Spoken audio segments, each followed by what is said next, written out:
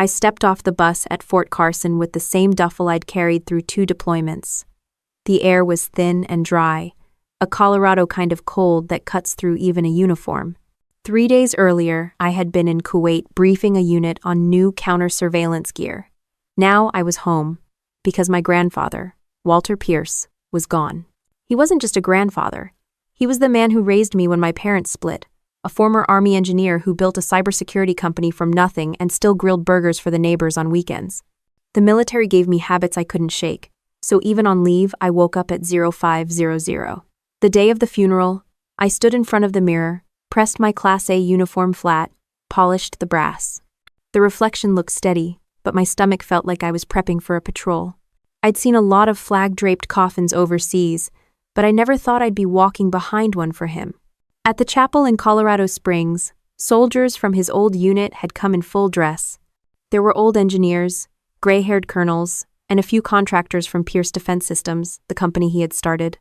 It wasn't a huge service, but every person there had a story about how Walter had fixed something for them, found them a job, or told them to stop feeling sorry for themselves. My sister Marlene arrived late, which wasn't a shock. She wore a black designer coat and sunglasses big enough to hide a hangover.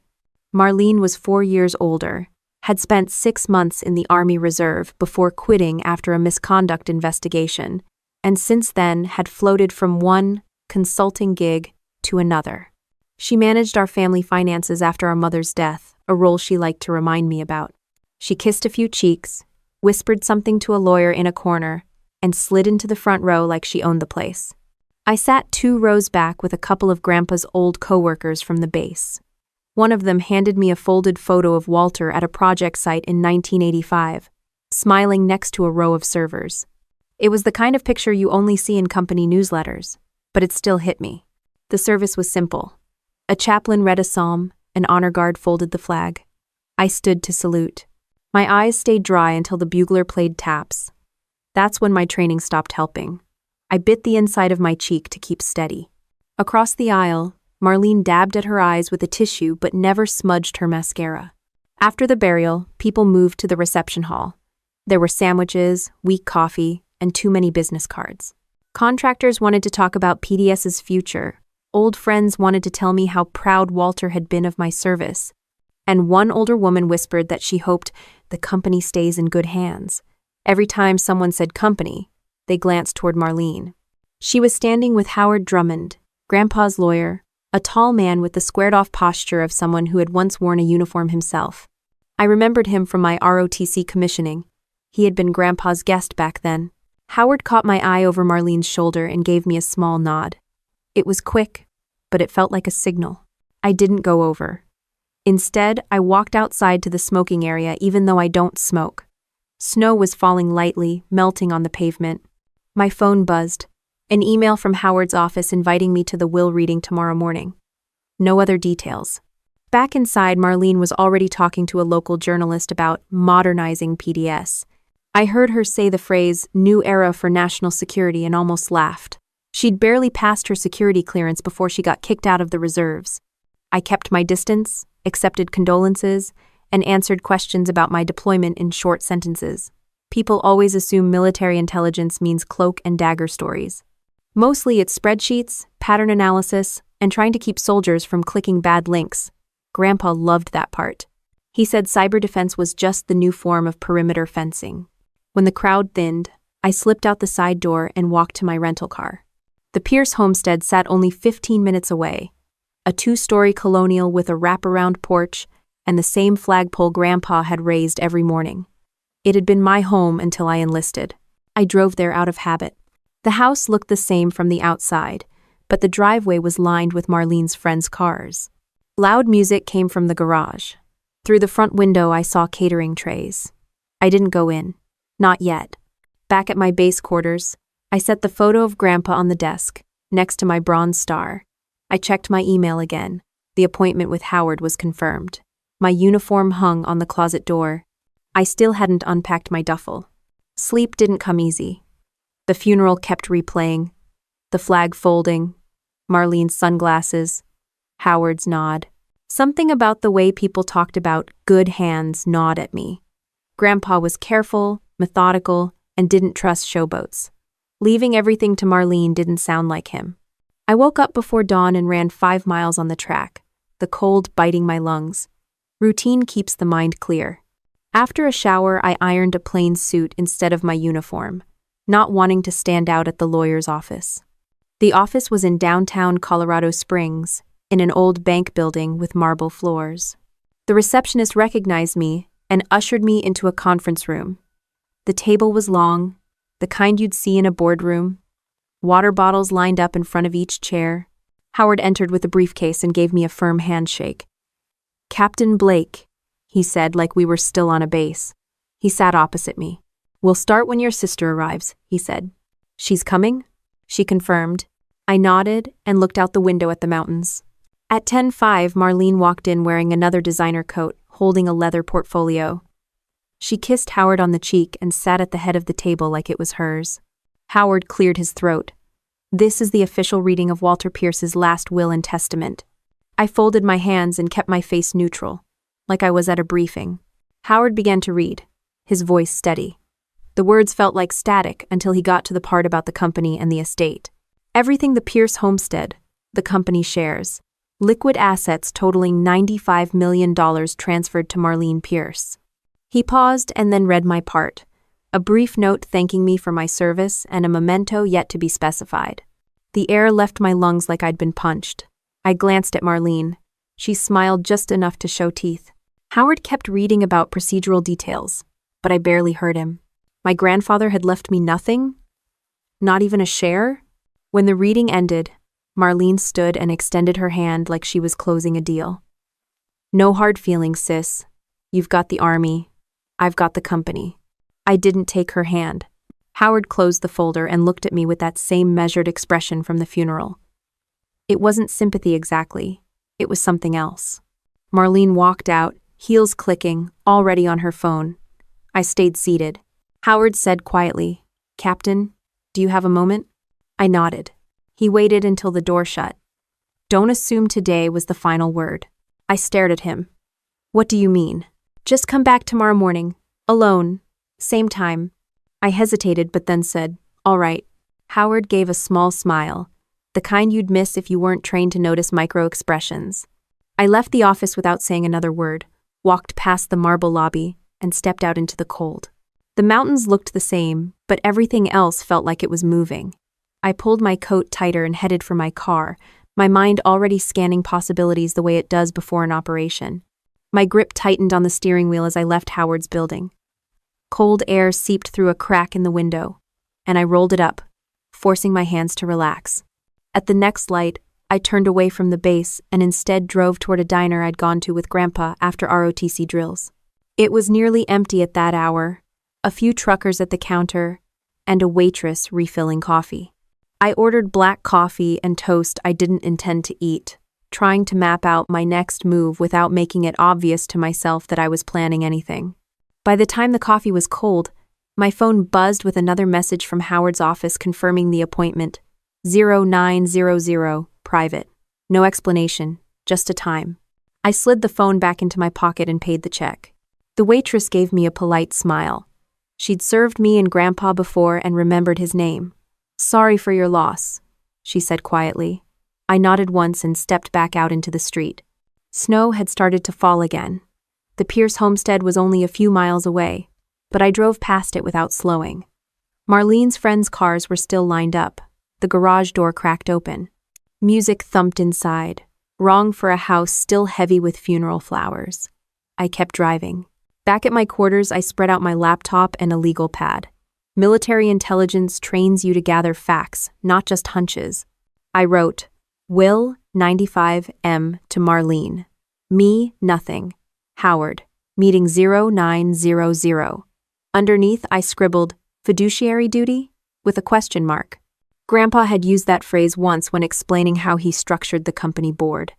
He said trustees had a legal duty, not just a moral one. I remembered because he'd been proud of teaching me a new word. Sleep didn't happen that night either. I woke before the alarm, showered, and pressed my suit again. I pinned my hair back the way Grandpa liked, neat and squared. Howard's office was quieter that morning, the marble echo muted by carpets. The receptionist led me to a smaller conference room this time, wood paneling instead of marble. No water bottles, just a single folder on the table. Howard entered alone. No briefcase today, only the folder. He shut the door and stayed standing for a moment, like he was checking the hallway for eavesdroppers. Then he sat across from me and opened the folder. "I can't discuss everything yet," he said, "but I can tell you this. Your grandfather anticipated what your sister might do." I kept my eyes on his. "He left her everything." Howard shook his head slightly. "On paper, yes. In reality, there are conditions. Your sister has a 30-day fiduciary duty to preserve assets and protect immediate family. Evicting you from the homestead was her first violation. Signing new contracts and moving company money around would be another." I felt my jaw tighten. "So what happens? If violations are documented, a sealed codicil to the will comes into force. That codicil places all assets into a legacy trust. The trustee named in that codicil is you." I sat back, steadying my breath. "You're saying he set a trap?" "I'm saying he left a structure. It's my job as executor to ensure it's enforced. But there are procedures. The Department of Defense has ongoing contracts with Pierce Defense Systems. If the company's leadership changes abruptly, security reviews trigger automatically. We can use those reviews to pause spending until the probate court signs off." I nodded slowly, the way I would during a briefing. "What do you need from me?" Howard slid a sheet of paper toward me. "Stay quiet. Don't contact your sister. Don't challenge her publicly. Don't post anything online. Let her act. Meanwhile, I'll request temporary holds on accounts under the pretext of audit. We'll gather documentation. If she behaves responsibly, the codicil doesn't activate. If she doesn't, it does." I read the sheet. It was a simple acknowledgement of confidentiality, nothing dramatic. I signed and handed it back. Howard closed the folder. "This isn't about revenge," he said. "It's about honoring Walter's intent." "I know," I said. "He taught me patience before tactics." Howard allowed a small smile. "Then we're on the same page." I left the office without seeing Marlene. Outside, the snow had stopped and the sun cut across the mountains. I walked 2 blocks before heading to my car, making sure I wasn't being followed, a habit from deployments more than paranoia. Back at base, I kept to routine. PT in the morning, short meals at the mess, checking in with my unit. No one asked about the funeral. They knew better. In the evenings, I read old emails Grandpa had sent me, his dry jokes about contractors who thought they were smarter than soldiers, his pride when I made captain. On the 5th day after the will reading, my phone buzzed with a news alert. Pierce Defense Systems CEO announces major renovation project. There was a photo of Marlene in front of the homestead, announcing a new vision for the company. She wore a hard hat for the cameras. The article said she'd hired a designer to convert the old library into a command lounge and planned to modernize the brand. I forwarded the article to Howard with no comment. 2 minutes later, he replied, "Document saved." I closed the phone and leaned back in my chair. Outside my window, soldiers were running drills, shouting cadence. The rhythm of boots on pavement matched the rhythm of my thoughts. Grandpa's voice in my head, "Never rush to strike. Let the enemy expose their flank." Another email from Howard arrived that evening. "First hold request accepted. Accounts partially frozen pending review." He didn't add a smiley face or exclamation point. He didn't need to. I shut the laptop and looked at the photo of Grandpa again. The house, the company, the money, none of it had been mine when he was alive. What I'd inherited was his training. Patience, discipline, the long view. The next morning I drove past the homestead again. Trucks were unloading materials. Workers were carrying out old books and furniture from the library. Marlene stood on the porch directing them, her voice carrying across the lawn. She looked like she was winning. I parked down the street and stayed inside the car. Through binoculars, I saw a catering van pull up. She was hosting some kind of leadership retreat for potential investors. The kind of thing Grandpa would have called a circus. My phone buzzed again. Howard had sent a secure message. "Do not engage. Hold request on second account in process. Continue documentation." I lowered the binoculars. A gust of wind blew across the street, lifting snow off the sidewalk. I started the engine and pulled away without looking back. That night, I wrote a single line in my notebook. Operation Sentinel active. It wasn't a plan drawn on a whiteboard, Just 3 words underlined twice. Routine kept me steady. Writing it down made it real. For the first time since the funeral, I slept a full night. The next day, I woke up before sunrise, ran 5 miles, showered, and ate oatmeal at the mess hall. My body was doing what it always did before an operation. Calm before movement. I checked my secure email. Howard had attached a spreadsheet showing Marlene's new contracts and deposits. Some of the payments were already bouncing because of the holds. He didn't write any commentary, just attached the file. I closed the laptop and reached for my duffel. The uniform inside smelled of starch and desert dust. I set it out on the bed, smoothing the creases with my hands. In the quiet of the barracks, the sound of soldiers outside faded, replaced by the small click of my pen as I circled dates on the calendar. Marlene was playing CEO. Howard was documenting violations. The system Grandpa built was holding. My part was simple. Stay disciplined, stay invisible, let the structure work. I poured another cup of coffee, the cheap kind from the mess hall, and watched the steam rise. The taste didn't matter. What mattered was that the day was moving, and so was the plan. The sound of a diesel engine idling outside my quarters cut through the morning quiet. A base delivery truck pulled up with a box addressed to me. Inside was the folded flag from Grandpa's coffin, and a small envelope from Howard's office acknowledging receipt. I ran my fingers over the stitching on the flag before setting it carefully on the desk. My phone vibrated again. A text from one of Grandpa's old neighbors, saying Marlene had moved into the homestead full-time and was already talking about renovations. I laced my boots and drove out anyway. The highway toward the homestead was clear except for patches of old snow. As I turned onto the street, the house looked the same from the curb, but the atmosphere had changed. A security guard in a rented uniform stood at the gate where there'd never been a gate before. Marlene had always wanted to look like she was running a movie set. I pulled up, rolled down the window. "It's my grandfather's house," I said. The guard checked a clipboard. "Name? Captain Adrian Blake." He glanced at his list. "I'm told to restrict access to authorized guests only." I looked past him at the porch. Marlene was standing there with a cell phone pressed to her ear, waving at someone inside. I stepped out of the car and walked toward the porch. The guard moved to block me. "I grew up here," I said. "My belongings are still in my room." He shifted uncomfortably. "Ma'am, I'm just following orders." Marlene ended her call and came down the steps. She was smiling, but it was the kind of smile she used when cutting someone off at a store return line. "Adrian, you can't just show up. This is my property now." "It was Grandpa's house," I said evenly. "Was," she said. "Everything's been transferred. You have the army. I have the estate. That's how it's going to be. I still have personal items inside." She turned to the guard. "Have someone pack her things and put them out front. She's not authorized to enter." The guard hesitated. "Ma'am." "Now?" Marlene snapped. I stood still, hands at my sides. Soldiers know when to hold their ground and when to conserve energy. 2 more contracted workers came out carrying a small box of my things. A second man dropped my old duffel bag on the porch steps like it was trash. Marlene crossed her arms. "I don't want any drama. Take your stuff and go. We'll ship the rest to your base." I walked up 1 step and met her eyes. "Grandpa wouldn't have done this." She shrugged. "Grandpa's gone. I'm in charge now." Behind her, workers were carrying out framed photos and stacking them near a dumpster. Books from the old library were being tossed into cardboard boxes marked "Donation." I bent down, picked up my duffel, and slung it over my shoulder. The strap felt heavier than it had in the desert. "Enjoy your new kingdom," I said quietly. Marlene smirked. "Don't be bitter. You chose a career that doesn't pay. I chose one that does." I turned away without answering. The guard stepped aside as I walked past. His eyes flicked between us, maybe realizing this wasn't just a family squabble.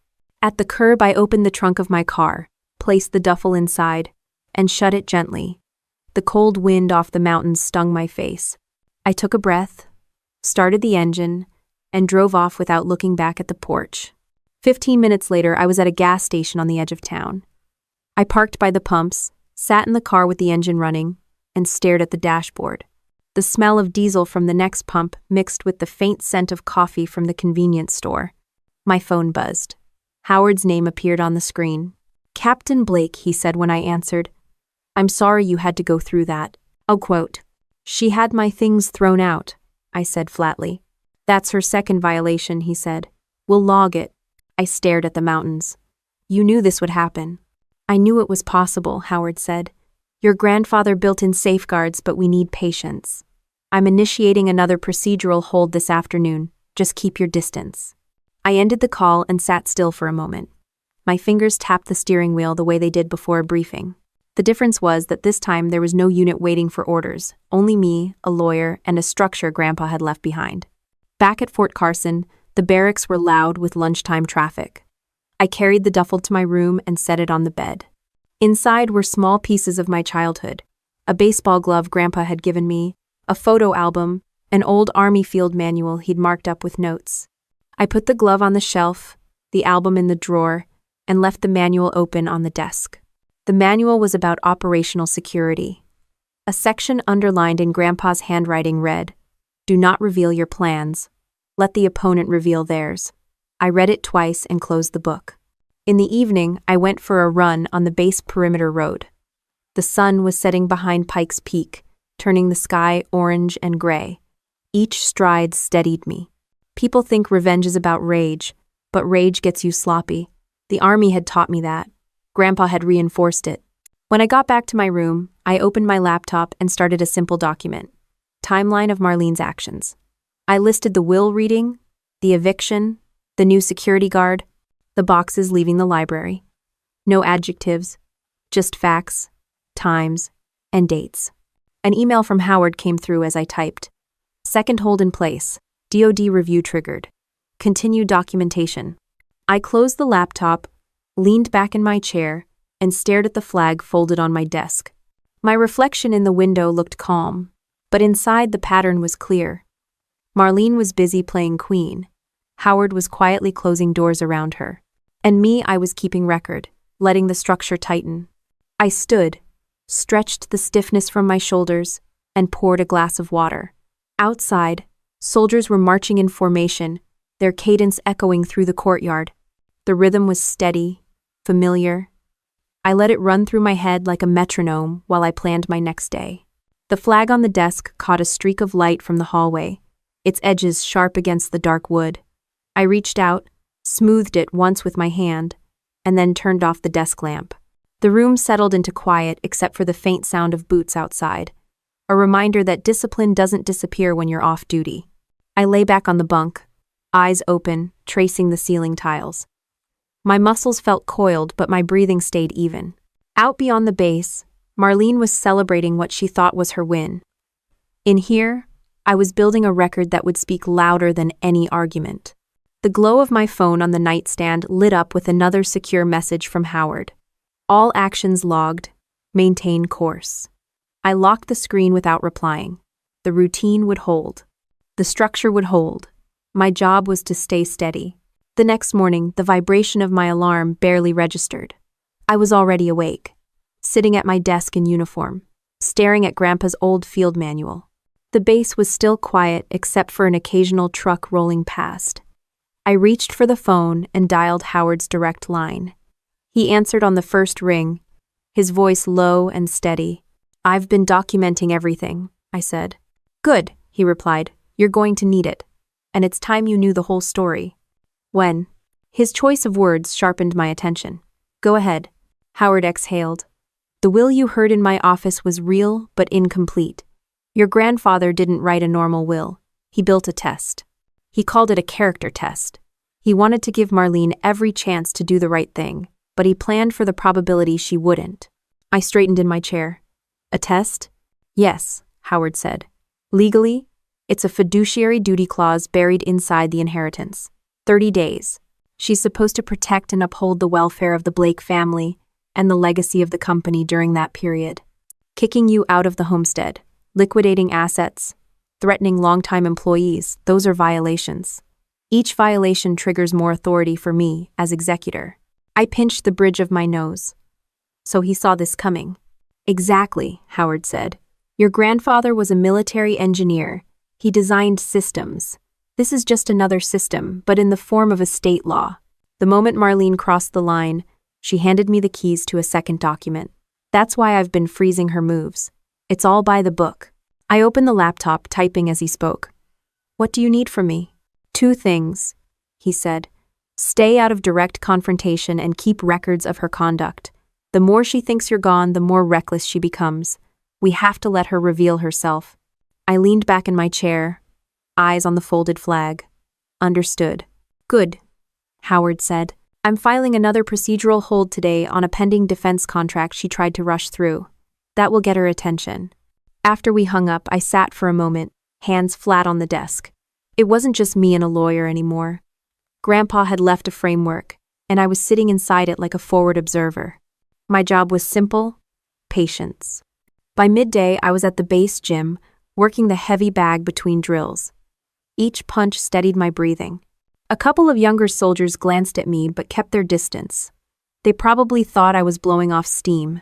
In reality, I was organizing my thoughts the way I would before a briefing. After showering, I stopped by the PX for coffee and a sandwich. My phone buzzed with a secure message from Howard. Did hold confirmed. Asset valuation triggered. I smiled faintly. That would jam up Marlene's latest deal. I drove off base to a small diner on the edge of town, the kind of place Grandpa had liked. The waitress poured coffee without asking. I opened my laptop again, adding the new hold to the timeline. I also noted that Marlene had replaced the board at Blake Defense Systems with her friends from a real estate firm, another strike against her fiduciary duty. The doorbell above the diner door jingled. A local contractor who'd done work at the homestead walked in, saw me, and hesitated. He came over. Captain Blake? Yes. I don't want to get involved in family stuff, he said. But your sister just hired me to start tearing out the old workshop on the property. Said it's clutter. Thought you'd want to know. I thanked him, wrote it down, and paid for his coffee. Back in the car, I recorded a voice memo with the details. Grandpa had taught me, document, don't argue. Back on base, a training exercise was underway on the range. The crack of rifles echoed across the field. I watched the troops move through their drills, precise and disciplined. The pattern reminded me of what Howard had said. This was a system, a test. In the evening, I called one of Grandpa's old employees, a retired machinist who still kept in touch. He told me Marlene had announced layoffs at Blake Defense Systems, blaming estate delays. Another violation. I thanked him, added it to the log. I closed the laptop, turned off the light, and sat on the edge of the bed with the flag in my lap. The house, the money, the company, they weren't random assets. They were the infrastructure of Grandpa's life's work. Marlene was tearing through it like it was hers to play with. She had no idea each move was being logged like coordinates on a map. The next morning before sunrise, I went for a run on the track. Frost clung to the edges of the grass. My breath formed clouds in the cold air. As I rounded the final lap, a calm settled in. This wasn't about anger anymore. It was about execution, carrying out a plan designed by a man who'd spent his life teaching me discipline. Back in my quarters, I brewed coffee and checked messages. Another update from Howard. 3rd violation logged. Court notification prepped. I typed back only one word. Copy. I spent the afternoon drafting a personal memo summarizing what Howard had told me about the character test. Not speculation, just the facts. Clause, period, violations, triggers. If anything happened to me, someone else could pick it up and continue. As I wrote, memories surfaced of Grandpa walking me through a circuit board when I was a kid, showing me how one short could trip an entire system. Everything's connected, he'd said. Know the pathways and you can control the outcome. By the time the sun dipped behind the mountains, I had a clean, clear record of Marlene's self-destruction. I saved it to an encrypted drive, closed the laptop, and set it aside. I sat at the desk, fingers drumming lightly, eyes fixed on the flag. The base loudspeaker crackled with the evening retreat call, and I stood automatically, facing the direction of the music until it ended. When I sat again, the room felt steady, like the inside of a command post. Marlene thought she had wiped me out of the picture. She thought the $95 million and the homestead were hers to rule. In reality, every decision she made was another entry in a system Grandpa had built, a system now running silently under her feet. I picked up my mug, took a slow sip of coffee, and opened a fresh page in the notebook. At the top I wrote, Operational phase begins. Then I started outlining the next steps in simple, block letters, the way Grandpa would have approved. Outside, the night deepened, but inside, the plan moved forward without a sound, each line in my notes a quiet marker on the path we were taking. The pen in my hand scraped across the page, each line of block text forming a checklist the way I'd done in briefing rooms overseas. Items weren't abstract thoughts. They were actions with owners and deadlines. At the top of the page, neutralize reckless spending. Under it, secure contracts, secure property, lock down accounts. Grandpa's system wasn't just a will anymore, it was a mission. I picked up the phone and called Howard. He answered with a clipped, "Davison here. Time to execute the plan," I said. "Already started," he replied. 2 bank freezes in place, the Department of Defense contract under review. I've also filed a temporary injunction on alterations to the homestead structures. She can't gut anything for now. "What about the company board she replaced?" I asked. "On my desk. Every one of her appointments violates the 30-day fiduciary duty clause. They're being served notice this morning. It will look like routine legal housekeeping. She won't know where it's coming from." I checked the time. "Good. I'll keep logging." Howard's voice softened slightly. "Captain, the less you engage with her directly, the stronger this holds. Let her think you've disappeared." I hung up and immediately encrypted my notes, saving them on a drive separate from my laptop. Years of military training had made operational security instinctive. My sister's chaos was only going to grow. My job was to stay unseen. Later that day, I met a friend from the Judge Advocate General's office for lunch on base. We talked hypotheticals. No names. If a fiduciary is actively depleting an estate, I asked, how fast can an executor act? He raised an eyebrow. Fast, if the clauses are tight. Even faster if you have clear evidence of breach. I thanked him, paid for the coffee, and left with his unspoken confirmation that Grandpa's trap was airtight. Back in my quarters, I opened a spreadsheet. Each row held an action Marlene had taken since the funeral. Staff firings, property changes, new car purchase, contracts signed. Next to each, a corresponding hold or injunction Howard had filed. The cells turned from yellow to green as each measure locked in place. At dusk, I left the base, drove to a quiet overlook above the city, and parked. From here, the lights below looked like a map board. Somewhere down there, Marlene was planning another shopping spree, thinking the estate was a bottomless pit of cash. She had no idea the walls were already sliding into place around her. My phone buzzed with a text from an old contact at Blake Defense Systems. "Your sister tried to move $2.4 into a private fund. Bank refused. She's furious." I logged it and deleted the message. I sat for a moment, hands resting on the wheel. Revenge wasn't the word for this. It was accountability, built step by step. The Army had taught me not to strike until the conditions favored success. Grandpa had taught me the same thing in his own language, of engineering and law. The next morning I went through PT with my unit, letting the rhythm of push-ups and running clear my head. Afterward, under the harsh light of the locker room, I scrolled through another secure message from Howard. Interior designer removed from site by court order. Homestead protected. I allowed myself one dry chuckle. The library Grandpa and I had built by hand would survive another day. That afternoon, while most of the base was at lunch, I used a secure line to talk to Howard again. He laid out the next phase like an operations officer briefing a mission. "We've frozen access to cash and contracts. Now we move on to third parties. Vendors, contractors, anyone she's hired. We'll notify them the estate is under procedural review. She'll get hit from all sides at once, but each hit will look like routine red tape." I pictured Marlene pacing in one of Grandpa's old rooms, phone pressed to her ear, trying to understand why every check was bouncing. "And my role? Stay invisible," Howard said. "Your silence gives her confidence to act out. The more she acts, the more evidence we have. When the 30 days are up, everything resets automatically." I ended the call, shut the laptop, and headed for the motor pool. Working on a Humvee engine for an hour steadied my hands. When I wiped the grease off my palms, a mechanic asked quietly, "You okay, Captain?" "Better than okay," I said, just focused. That evening, I drove into town for groceries. In the parking lot, a man I didn't recognize stopped me. Captain Blake? Yes. I do contracting work, he said. Your sister hired me for a kitchen demolition at the homestead. We got served a stop work order this morning. She told me you were behind it. I met his eyes. I'm not behind anything, I'm in the army. He nodded slowly. She's been making enemies fast. Thought you should know. I thanked him and walked inside the store.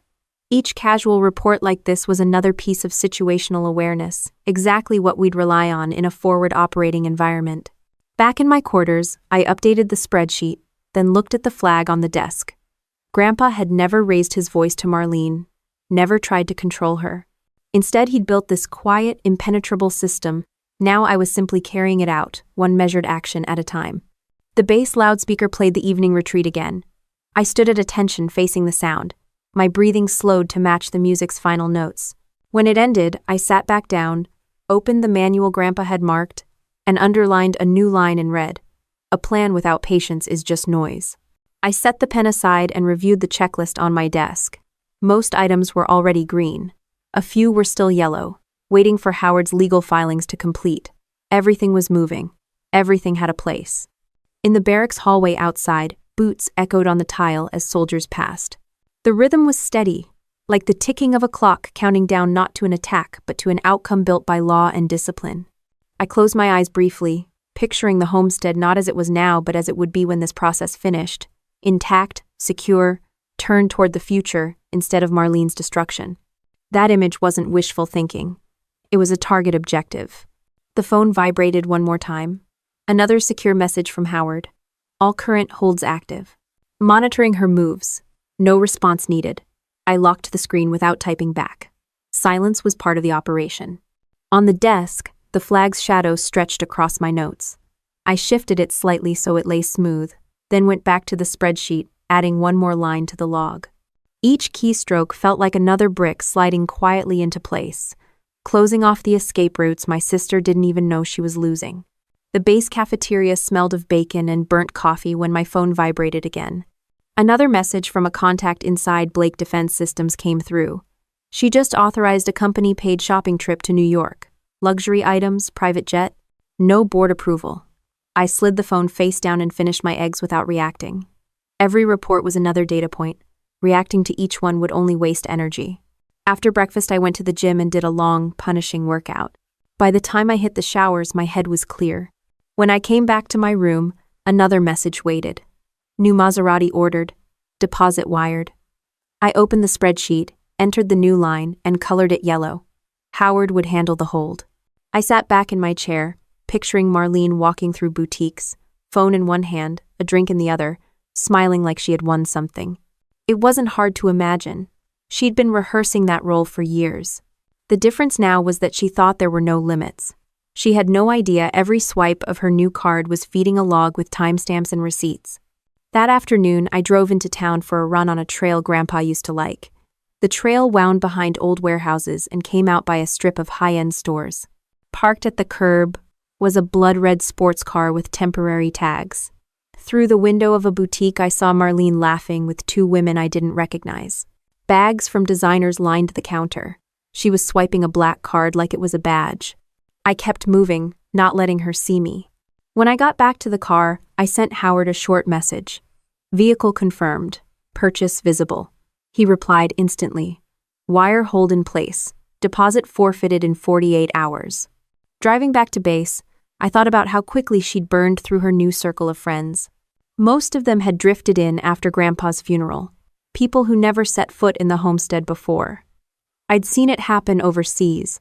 The faster someone flashed cash, the faster they attracted opportunists. In my quarters that night, I updated the log with more details. I added a note about a rumor from a contractor who said Marlene planned to gut Grandpa's workshop and turn it into a personal spa. Another violation of the estate's preservation clause. The next morning, Howard called. His voice was calm but firm. She's making our job easy. Every transaction over $50,000 is being flagged automatically. Banks are cooperating without a fight. I've put a freeze on the workshop demolition until valuation is complete. I leaned back, sipping coffee. She doesn't see any of this coming. She thinks it's routine paperwork, Howard said. Let her. Later that day, a private investigator Howard had hired sent me a report. Photos of Marlene at a hotel bar, photos of expensive jewelry delivered to the homestead, screenshots of her social media posts about new life, new rules. Each picture went into a secure folder. No commentary, just evidence. At dinner in the base mess hall, a young sergeant asked why I was always typing on my laptop. Building a case study, I said with a half smile. It wasn't a lie. This was a case study in arrogance and procedure. That evening I drove out again, this time stopping at a coffee shop across from the Maserati dealership. Through the window, I watched salesmen walk around the red car with a clipboard. One of them answered a phone, frowned, and started peeling the reserved sign off the windshield. I didn't need a photo to know what that meant. Another line on my spreadsheet would soon turn green. Back at the base, I called one of Grandpa's old engineers who'd been laid off by Marlene last week. He told me she had bragged about hiring a celebrity designer to erase the past at the homestead. She'd laughed about the library, calling it a museum of dead paper. I thanked him, wrote it down, and encrypted the note. The pattern was textbook. Overreach, overspend, underestimate. She wasn't just violating a clause. She was giving a live demonstration of why Grandpa built the clause in the first place. By midweek, even the local paper had a small blurb about Marlene throwing a lavish party at the homestead. A neighbor sent me a picture. Tents on the lawn, champagne towers, a DJ booth where Grandpa's rose garden used to be. I logged it and moved on. That night, lying on my bunk with the flag folded neatly at the edge of the desk, I let my mind run through the timeline like a field exercise. Event, date, violation, hold. She was moving faster now, signing contracts, making promises she couldn't fulfill. Every move she made tightened the framework Grandpa had left behind. In the morning, Howard's email arrived. Designer billed her for wasted time. Injunction upheld. Workshop intact. Another green cell on the sheet. I closed the laptop, put on my boots, and went for a run before sunrise. The air was cold and sharp. As my feet hit the pavement, I thought about Grandpa teaching me chess at the kitchen table when I was a kid. He'd said, "You don't win by attacking first. You win by controlling space." This wasn't chess exactly, but the principle was the same. When I came back, I brewed fresh coffee and checked messages. Another update from Howard. Car dealer released vehicle. Deposit forfeited. Party invoices unpaid. I typed copy and nothing else. The base loudspeaker played the morning call to colors. I stood at attention automatically, then sat again. On my desk, the spreadsheet glowed with rows of yellow turning green. Outside, soldiers moved through drills, their cadence steady and practiced. Inside, my hands were steady too, logging each misstep of a sister who thought she'd outsmarted everyone. I opened a new tab and started a document labeled Post-Probate Plan. Not speculation, just preparation. Grandpa had left me the blueprint. My job was to build from it without noise, without anger. As the day shifted into evening, the barracks quieted. I checked the flag on the desk one more time, smoothed its edges, and shut off the lamp. The glow of the laptop screen was the only light left in the room. Each keystroke added another layer to a structure Marlene didn't even know she was inside. Outside, a convoy rolled past the base, headlights cutting through the dark. The sound of diesel faded, leaving only the low hum of the heater and the soft click of my keyboard as I entered one more line in the log. A cold gust blew across the base parade ground as I finished a morning run. My phone buzzed in the pocket of my windbreaker. I stopped under a lamppost, pulled it out, and read the message from Howard. All holds fully active. Estate accounts inaccessible. Vendors notified. I exhaled slowly. The trap Grandpa built was now airtight. Back in my quarters, I opened the spreadsheet. Most of the yellow cells were now green. The car purchase, blocked. The designer's demolition, stopped. The defense contract, frozen. Marlene's party invoices, unpaid. It wasn't theory anymore. She was living inside an invisible cage of legal procedure. I poured coffee and called Howard. Status?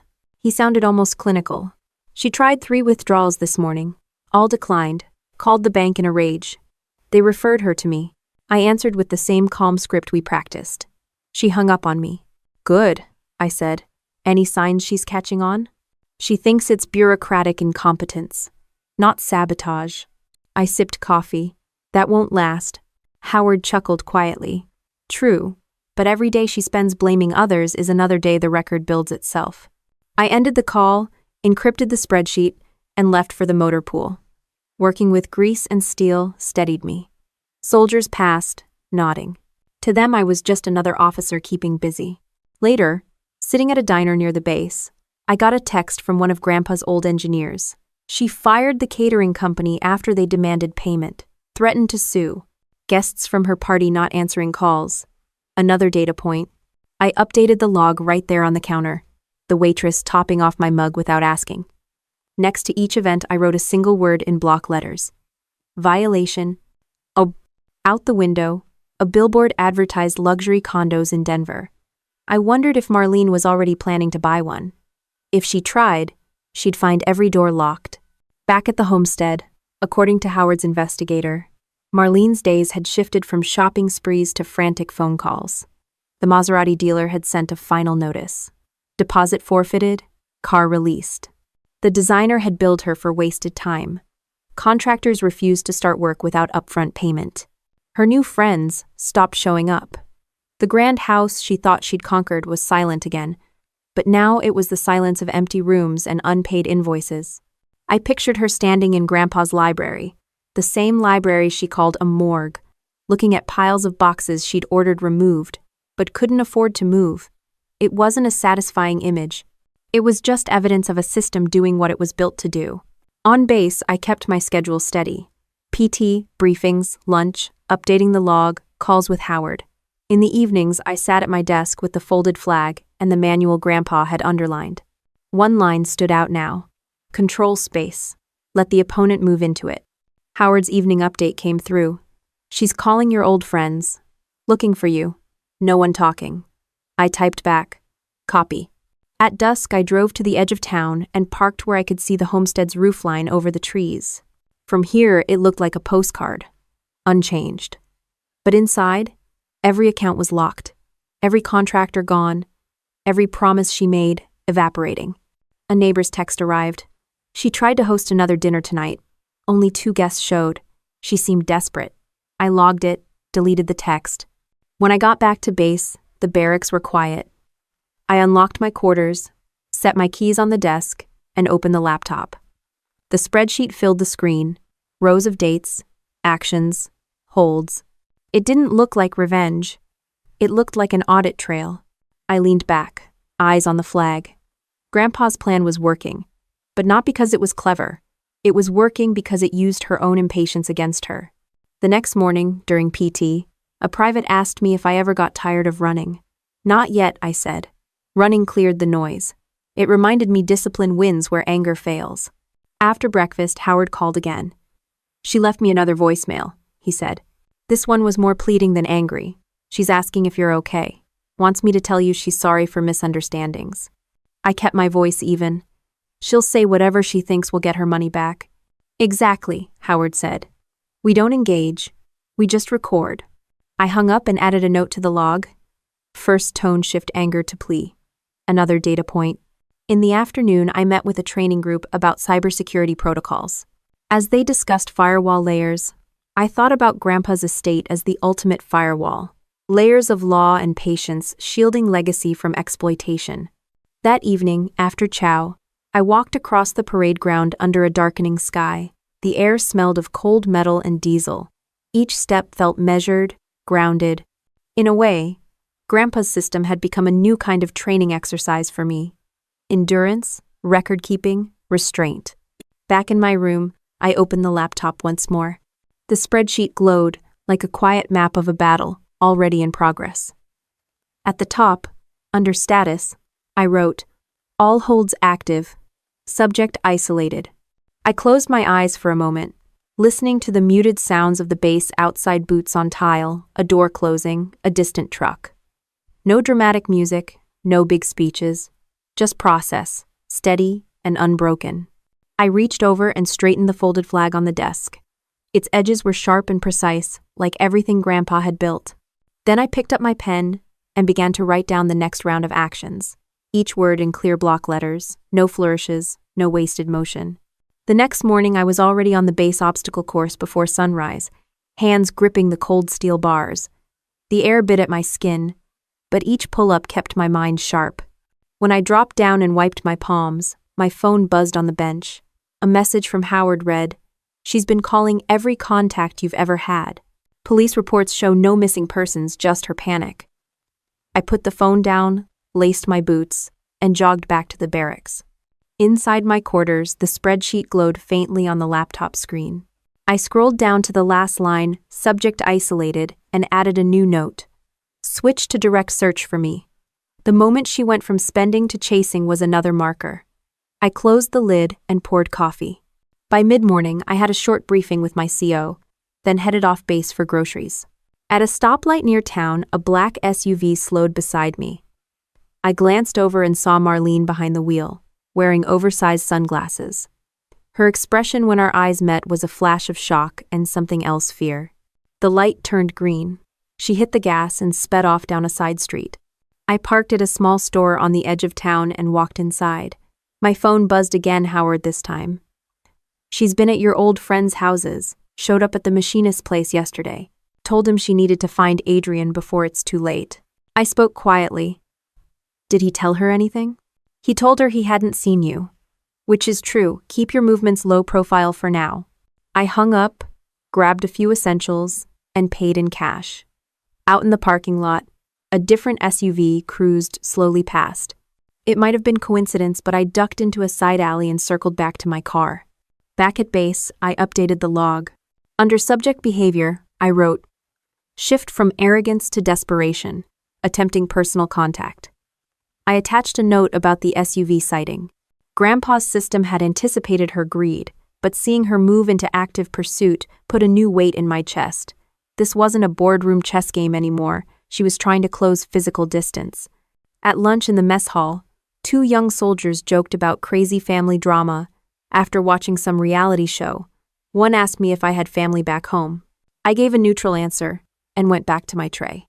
In the afternoon, Howard called again. "She tried to enter my office without an appointment," he said. "Receptionist turned her away. She's rattled." "Did she say why?" I asked. "She claimed she wanted to resolve misunderstandings and cooperate," her words. "Then she demanded to know where you were." I leaned back in my chair. "She thinks I'm the obstacle." "She's wrong," Howard said.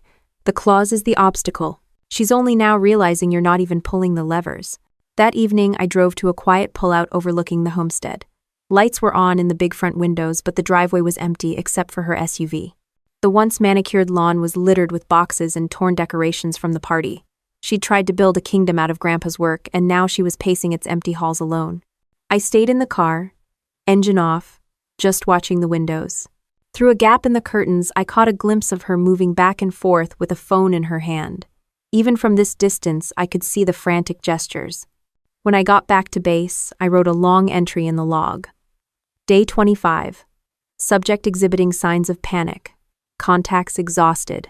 Began direct approach to executor. Attempted to locate me physically.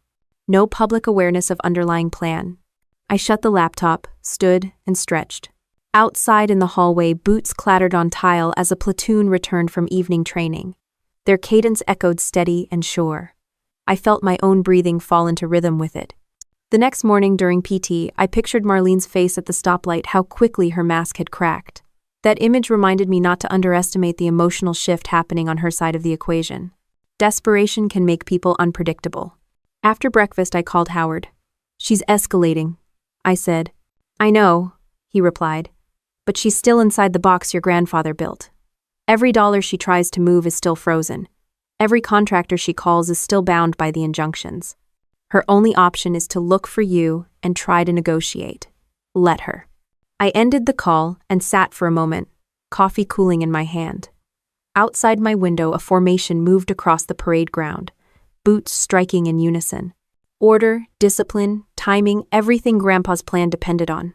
That afternoon, one of Grandpa's old neighbors texted me a photo of Marlene knocking on his door. Caption, "She's asking everyone where you are."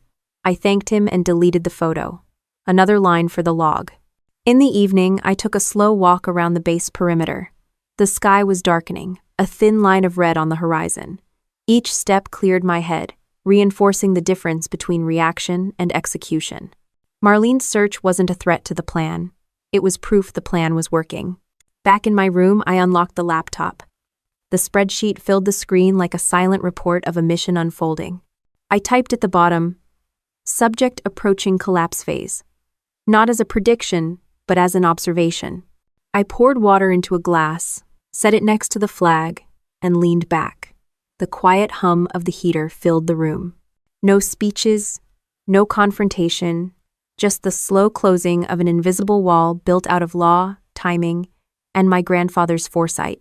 Across town, my sister was still driving from house to house, looking for leverage that didn't exist, burning the last of her gas in a luxury SUV she could barely afford to fill. Inside this room, the structure held steady, each keystroke another bolt in a framework she'd never understood. I adjusted the folded flag, clicked save on the document, and let the screen go dark while the base settled into its nightly routine. The sound of distant boots and muted voices drifting through the hallways like clockwork. I buttoned my dress uniform with the same precision I used before inspections. Each crease, each pin, aligned exactly. The mirror on the barracks wall reflected a calm face, but my hands were steady from years of routine, not nerves. My phone buzzed on the desk with a short message from Howard. She agreed to meet. Conference room at 10. Come in full uniform. I slid the phone into my pocket, picked up my cap, and walked out. The winter air cut against my cheeks as I crossed the base lot to my car. The drive to Howard's building was short, familiar now. On the way, I watched the traffic lights change without hurry, the rhythm steady, like breathing before a jump. Inside the office building, the marble lobby was quiet. The receptionist glanced up, her eyes flicking over my uniform, then back to her screen. I took the elevator to the 3rd floor. The doors opened onto a corridor lined with framed photos of past legal teams. At the end, the conference room door stood open. Howard was already there, arranging papers on the table. "She's on her way," he said quietly. I nodded once and sat across from him. The room smelled faintly of polished wood and coffee. I set my cap down, clasped my hands on the table, and waited. Minutes later, the door opened. Marlene stepped inside wearing a tailored coat over a dress that looked expensive but rumpled. Her hair was hastily pinned back, and the dark circles under her eyes made her look older. She froze for a second when she saw me, then forced a smile. "Adrian," she said, "you look official." "Sit down," Howard said evenly. She sank into the chair opposite me, clutching a leather bag. Her eyes flicked between my uniform and Howard's papers. "I'm glad you're here. This whole situation has been a misunderstanding." Howard's voice stayed neutral. "You've asked to speak about the estate." "Yes," she said quickly. "The banks keep freezing my transactions. Vendors are walking out. Contracts are being held. It's hurting the company and me. I know Grandpa wanted us to work together. We need to fix this." I kept my gaze steady on her. "What part do you think is a misunderstanding?" Her jaw tightened. "I've been trying to modernize everything. You've been..." She stopped herself, took a breath. "You've been absent. I thought you didn't care. Maybe I went too far with some spending, but I didn't know about all these conditions." Howard slid a single sheet across the table. "This is a summary of the fiduciary duty clause you accepted when you took control. You had 30 days to preserve assets and protect family members. Evicting Captain Blake was your first violation. The others are listed below." She scanned the page, her face draining of color. "I didn't sign up for this." "You signed exactly this," Howard said. "Walter Blake wrote the clause himself. It's binding. Each violation has been documented." Her voice rose. "I'm still his granddaughter. He wanted me to have the company." I spoke quietly but firmly. "He wanted you to have a chance. You chose how to use it." "Well," she looked at me, eyes flicking with anger and something else, panic.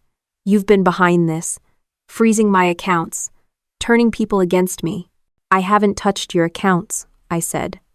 "Howard has acted as executor under Grandpa's instructions. Everything happening is procedure." Marlene pushed back from the table slightly. "I've lost everything. The house, the contracts." Howard interrupted gently. "Nothing is final yet, but the codicil to the will is clear. If violations continue, all assets transfer to the legacy trust." Her hands gripped the edge of the table. I can fix it. Just tell me what to do. I leaned forward, my voice still even. Start by understanding this isn't about me. This is about Grandpa's legacy. He built something to outlast us. You treated it like a personal jackpot. She looked down at the paper again, lips pressed together. I didn't know. Howard placed another folder on the table. Documentation of every transaction, every contract, every eviction. This is the record. She stared at the folder but didn't touch it. The silence stretched. Outside the window, a faint snow began to fall. I sat back, hands resting on my knees. Years of deployments had taught me how to wait out silence. Marlene finally looked up. You could have warned me. I did, I said simply. At the homestead. You told me to leave. Her shoulders sagged. I thought you'd fight me. I didn't think you'd disappear. No. I let out a slow breath. Grandpa taught me patience before tactics. He also taught me that discipline isn't revenge, it's respect. Howard gathered the papers into a neat stack. We'll proceed according to the codicil. You're still within the window to comply, but any further violations trigger automatic transfer. Marlene's voice was barely audible. And if that happens? Then the Pierce Legacy Trust takes over, Howard said. Captain Blake becomes trustee.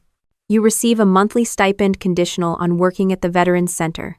Those are Walter's words, not ours. She stared at the tabletop, fingers trembling. A stipend.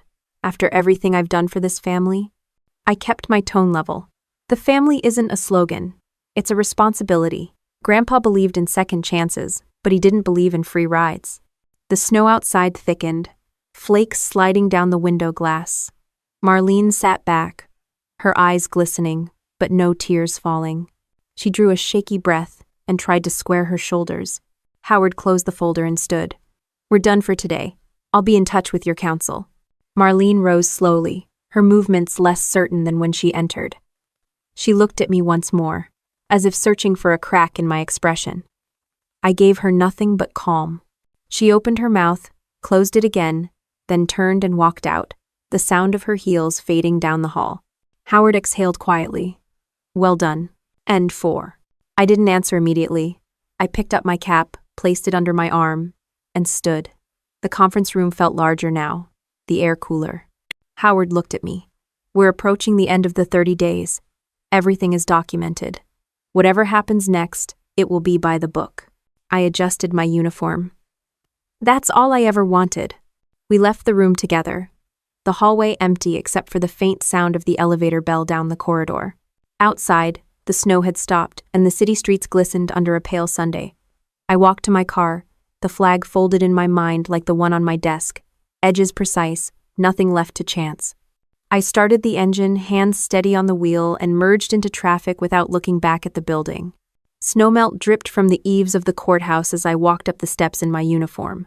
My cap stayed under my arm, my free hand gripping a folder of notes, even though I didn't need them. Howard was waiting inside, his tie perfectly knotted, expression calm. He nodded once. It's time. We entered the small probate chamber, where a judge sat behind a heavy desk, and a few clerks lined the walls. Marlene was already at the table, her lawyer whispering urgently to her. She looked pale and exhausted, the kind of exhaustion that comes from weeks of scrambling. Her hands clutched a small purse instead of a briefcase. Howard addressed the judge with practiced formality. Your Honor, as executor of the Walter Blake estate, I'm submitting documentation of fiduciary duty violations committed by the temporary heir, Marlene Blake. I'm also presenting the sealed codicil to the will. The judge glanced at the clock, then at Marlene. Miss Blake, you've had counsel review these documents? Her lawyer started to speak, but she interrupted, voice tight. I didn't know about any of this. This wasn't what Grandpa wanted. Howard opened the codicil and read aloud. Upon breach of fiduciary duty by the designated heir within 30 days of assumption of control, all assets, including but not limited to Blake Defense Systems, the homestead, and associated accounts, transfer immediately and irrevocably to the Blake Legacy Trust. Trustee, Captain Adrian Blake. A quiet thud seemed to move through the room. Marlene's lawyer lowered his eyes. Marlene stared at the paper as if it might change if she blinked enough. This can't be legal, she said weakly. It's legal, the judge said. And airtight. Mr. Davison has submitted full documentation. The transfer stands effective today. Howard handed over a stack of signed forms. The trust charter directs the company's profits to fund scholarships in cybersecurity and training programs for veterans. The trustee will manage operations in line with Walter Blake's stated mission. I remained silent, standing straight. Years of military protocol held my face steady, even as my sister's world shifted in front of me. Marlene looked at me with a mixture of anger and disbelief. So you get everything. You just sat back and waited. I spoke evenly. I didn't get everything. Grandpa's mission does. I'm just responsible for carrying it out. Her lawyer touched her arm, but she jerked it away. I'm his granddaughter. You're turning me into an employee. Howard kept his tone measured. The codicil provides you with a stipend of $2,500 a month, contingent on full-time work at the Veterans Center. That's the only condition under which you receive funds from the trust. Marlene's lips parted, but no sound came out at first. When she found her voice, it was low and incredulous. A stipend, after $95 million. I held her gaze. A stipend and a job. Grandpa believed work keeps people grounded. He wanted you included, but not entitled. End of 6. She sat down slowly, as if her knees couldn't hold her. Her lawyer shuffled papers, but the outcome was already sealed. The judge stamped the final page and slid it across the desk. The codicil is in effect. Captain Blake, you are now trustee of the Blake Legacy Trust. Mr. Davison will assist you with transfer procedures. I accepted the document with a steady hand. Yes, Your Honor. Howard thanked the court and began collecting the files. Marlene stared straight ahead, her face blank, then suddenly whispered, "He set me up." "No," I said quietly. "He gave you a chance." The judge stood, signaling the session was over. We exited into the hallway. Reporters weren't waiting, Howard had made sure of that. The building was almost empty, just the echo of our footsteps on the tile. Marlene followed a few paces behind, her heels clicking unevenly. She caught up to me at the door. "Adrian," she said, voice softer now. "What am I supposed to do?" I paused, met her eyes. "Show up at the Veterans Center. Work. Learn what Grandpa actually built. That's the only way you stay connected to any of it." She looked down, then nodded once, a quick jerk of her head, and walked away with her lawyer. Howard held the door open for me. Outside, the sky had cleared, and the cold air felt sharper. "It's done," he said simply. I adjusted my cap under my arm. Now the real work starts. We walked down the courthouse steps together. The street was quiet, the city moving on with its day as if nothing had happened. A delivery truck rumbled past. Somewhere in the distance, a church bell chimed the hour. At the curb, my car waited. I opened the door, set the folder carefully on the passenger seat, and sat for a moment before starting the engine.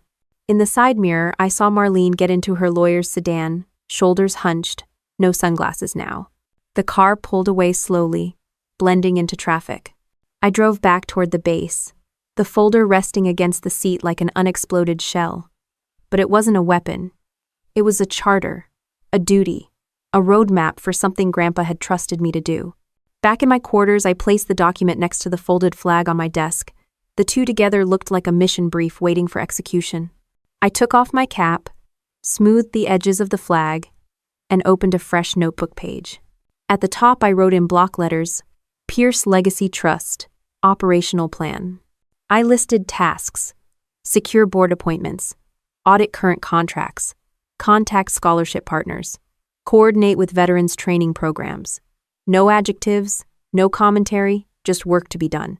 The barracks outside hummed with normal evening sounds. Soldiers laughing in the hallway, a radio playing faintly in someone's room, boots crossing tile. My breathing matched the rhythm. I glanced at Grandpa's old field manual still open on the desk. The underlined lines stared back at me, patience before tactics. We had reached the point where tactics ended and execution began. I picked up my pen, made the first check mark on the list, and started writing the next steps in clear block letters. Each one a quiet commitment to carry out the mission that had just been placed fully in my hands. Morning light spilled through tall windows of the renovated library as I walked between rows of new desks. The smell of fresh paint had faded, replaced by coffee and paper from training manuals stacked neatly on tables. 6 months of work had transformed the old homestead into the Blake Legacy Center. The wooden beams Grandpa had carved now framed computer labs, filled with veterans learning cybersecurity. Screens flickered with code instead of dust motes. I stopped to greet a group of trainees, 2 former Marines, a Navy corpsman, and a young Army specialist. They were working on a network security exercise I'd designed with one of Grandpa's retired engineers. "Good job isolating that breach," I said, leaning over their shoulders. They grinned, proud of their progress. For them, this wasn't charity, it was a mission, a way to rebuild a life after service. At the far end of the room, a banner read, "Walter Blake Legacy Trust, Training Tomorrow's Defenders." It wasn't flashy. It was clear, like Grandpa would have wanted. I walked into my small office at the back of the library. On the wall hung Grandpa's photo from his Army days, and beneath it the folded flag from his funeral. The codicil sat in a locked drawer, its work mostly complete. My desk held schedules, budgets, and a list of scholarship recipients. No drama, just operations. Through the glass window, I could see Marlene at the reception desk wearing a plain polo shirt with the center's logo. She was talking quietly to an older veteran about his paperwork. Her hair was tied back, no jewelry except a small watch. When she handed the veteran a form, she smiled, not the practiced smile from before, but a smaller, genuine one. He thanked her, and she pointed him toward a classroom. I stepped out of the office and walked over. "How's intake going?" I asked. "Steady," she said without looking up. Her voice was even, almost subdued. "We've got 6 new applicants this week, all former service members." "That's good," I said. "Make sure they get the orientation packet." She nodded and reached for a stack of folders. Her hands moved quickly, like someone who had learned a routine. There was no sign of the woman who once threw me out of the homestead with a security guard at her side. A few minutes later, she followed me into the office carrying a clipboard. "I've finished the volunteer schedule," she said. "We're covered for the next 2 weeks. Leave it on the desk," I told her. "Thanks." She hesitated before setting it down. "I didn't think I'd still be here after 6 months," she said quietly. I looked up at her. "You showed up? That's what Grandpa wanted." She shifted her weight. "At first, I just wanted the stipend, but working here, it's different." She glanced at the photo of Grandpa on the wall. "I didn't understand what he built. I thought it was about money." I folded my hands on the desk. "He built a system to protect people. The money just keeps it running." She gave a small, humorless laugh. "Guess he protected it from me too." "Guess he did," I said. She looked down at the clipboard, then back at me. "I'm not asking for anything. I just wanted to say I get it now." I nodded once. "Good. Old law." She left the office and went back to the reception desk. Through the window, I watched her greet another veteran with a handshake. No designer dresses, no entourage, just work. In the afternoon, I walked the grounds of the old homestead, now the training center campus. The rose garden had been replanted by volunteers, not for parties but as a quiet spot for study breaks. The old workshop Marlene once wanted to demolish now housed a computer lab. Veterans were inside soldering hardware for hands-on security drills. At the edge of the property, a small sign read, "In memory of Walter Blake, engineer, soldier, mentor." I stood there for a moment, hands in my pockets, the winter sun on my face. Later, back inside, I joined a class session where a retired Army captain was teaching network defense fundamentals. The veterans sat in a semicircle, taking notes, asking questions. Their focus reminded me of my own training days, alert, determined, no wasted motion. During a break, one of them came up to me. "Ma'am, thank you for this place. I thought nobody cared after we got out." I shook his hand. "We care, you're needed. This isn't charity, it's investment." He smiled and went back to his seat. At my desk again, I updated the operations file. Enrollment numbers up 20%. Scholarship applications doubled. Community partnerships expanding. No headlines, no speeches, just steady growth. Grandpa's long view was paying off. As evening fell, the trainees filed out, talking quietly. Marlene locked the front door and turned off the lobby lights. She came into my office to hand me the keys. "See you tomorrow," she said simply. "Drive safe," I replied. After she left, I sat alone for a moment. The library was quiet, except for the hum of the computers in sleep mode. Outside, Snow flurries drifted past the windows. I looked at Grandpa's photo on the wall. I stood, walked over, and straightened the frame. The folded flag below it caught a slant of light from the desk lamp. My reflection in the glass looked tired but steady. This wasn't about revenge anymore.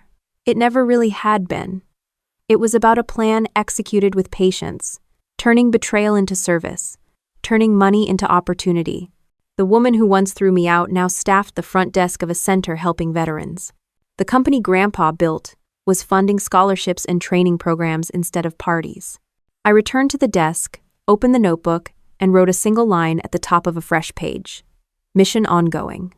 Under it, I listed tomorrow's tasks: review grant proposals, approve curriculum update, meet with local employers about job placements for graduates. Each line was work, not drama. The heater clicked softly as it cycled on. Outside the window, the campus lights glowed over snow-dusted walkways. Inside, the air smelled faintly of coffee and fresh paper. I closed the notebook, placed my pen neatly on top, and looked once more at the folded flag. Grandpa's lessons, discipline, patience, responsibility had carried me through deployments, through loss, through this test. They were carrying this place now, brick by brick, program by program. I shut off the desk lamp. The room settled into quiet. Not the quiet of emptiness, but the quiet of work well underway.